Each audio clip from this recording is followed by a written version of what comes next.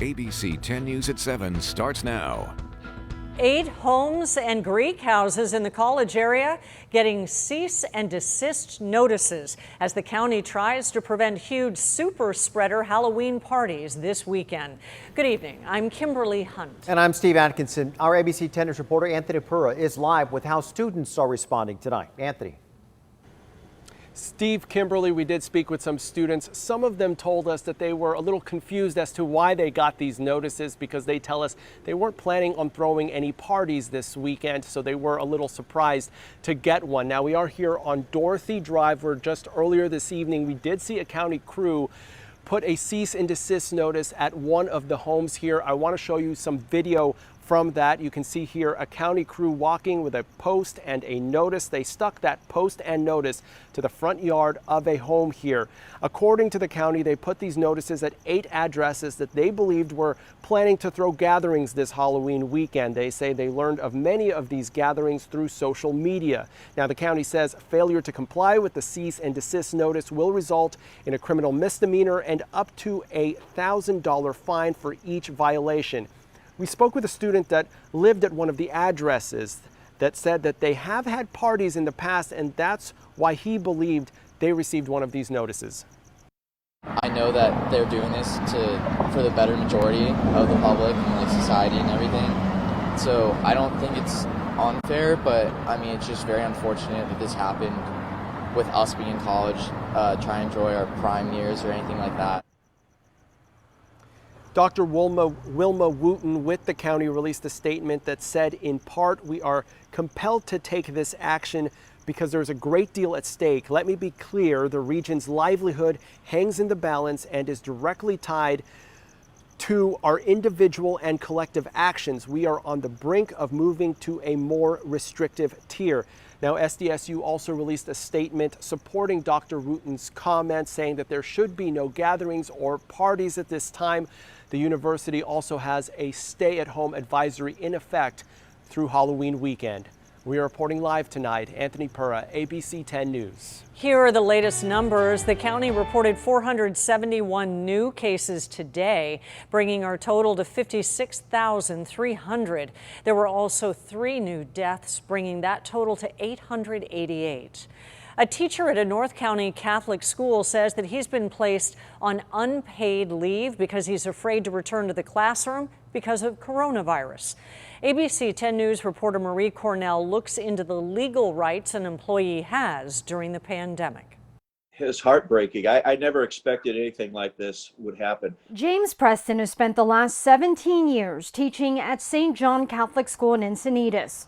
This year, because of COVID-19 concerns, he decided not to return to the classroom because of a heart condition. Instead, he wanted to teach his second-grade students from home, an option the Diocese of San Diego, which oversees all Catholic schools, did not accept. They said if you're not there, we'll assume you're not going to teach this year, and you'll be placed on unpaid leave of absence for the year. Preston says they offered him a severance package, but it simply wasn't enough to compensate his years of service to the diocese. How can you sit back as an entity that teaches goodness and kindness and love and then treat an employee the way I feel like I've been treated? ABC 10 News did reach out to the diocese for a comment, but we were told because of privacy rules, they aren't allowed to discuss any personnel issues.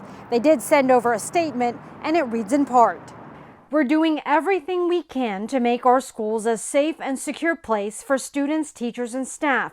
But just like some families remain wary of returning, some teachers do too.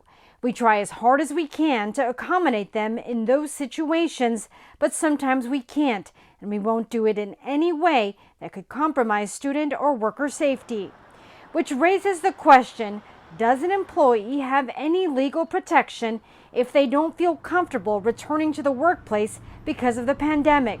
We asked Dan Eaton, a legal analyst, to find out. A generalized fear of the coronavirus is not by itself sufficient reason not to return to the workplace where your employer has called you back. Remote work is not a right. It's not an absolute right. Remote work is one of several possible accommodations, but it's not the only one. Leaving Preston without many legal options moving forward. I thought I was part of a family. Marie Cornell, ABC 10 News. Layoff notices for about 10,000 Disneyland workers are expected to arrive by email on Sunday. That includes people who work at the parks, the hotels, and the stores in Anaheim. California has tied the reopening of theme parks to getting a handle on the pandemic, making a reopening date difficult to predict. Universal Studios Hollywood has already reduced its workforce by as many as 7,000. And we have a breaking news update. One person is dead after a crash in Mission Valley. Two cars collided around 5 o'clock on Friars Road near Fashion Valley Road. It's still not clear exactly what happened, but one person was killed. Two others were hurt. Your voice, your vote. Polling places across San Diego County will open tomorrow for in-person voting. They'll remain open through Election Day. ABC 10 News reporter Rachel Bianco looks at the changes you can expect. Mail-in ballots were sent in the mail. Suzanne Mandel Moscow is one of nearly 4,000 people working in San Diego to make sure your vote counts during this historic election. Because I wanted to just do my part to serve, and I knew that this was a situation with COVID and they were short of poll workers. Like everything else in 2020, voting in person will look a lot different. Plexiglass barriers and floor markers are set up for social distancing. Poll workers will wear face masks and gloves, and they'll get their temperature checked. There's regular cleaning of objects and surfaces. Voters must also wear masks. If they don't, they'll be taken outside to a separate area. I've heard this election as being described as unprecedented. But let me also say that it's uncharted for San Diego County. For the first time, every registered voter in California got a ballot in the mail. Also, starting Saturday, people can vote in person at 235 super polling locations. That's instead of roughly 1,600 small sites only open on Election Day. Of the 1.95 million registered voters, which is a historic record number for this upcoming election, has been assigned to one of those 235 super polling locations. Registrar of Voters Michael Vu says they're working closely with law enforcement to make sure voters feel safe. If we see that there is any level of campaigning or electioneering that's happening within 100 feet of our polling locations, our site managers will be out there. I'm proud to be a part of it. I'm excited. Rachel Bianco, ABC 10 News. The super polling locations will be open from 8 to 5 tomorrow through Monday and 7 a.m. to 8 p.m. on Election Day. ABC 10 News is your source on election night. We'll have live wall-to-wall coverage on streaming devices including Roku, Fire TV, Apple TV, and your smartphone. To watch, just download the ABC 10 News app or go to 10news.com for the very latest on the races that matter to you. Investigators are piecing together what caused a plane to crash and catch fire on the way to San Diego yesterday, killing two people. ABC 10 News reporter Jennifer Dela Cruz digs into the crucial factors that may reveal what went wrong. The FAA and NTSB both investigating a plane that crashed and killed two people Thursday morning near Las Vegas. This is the wreckage of the twin-engine Cessna 310 after crashing into a construction site shortly after takeoff. The plane was on its way to Gillespie Field in El Cajon, but only stayed in the air for 9 minutes.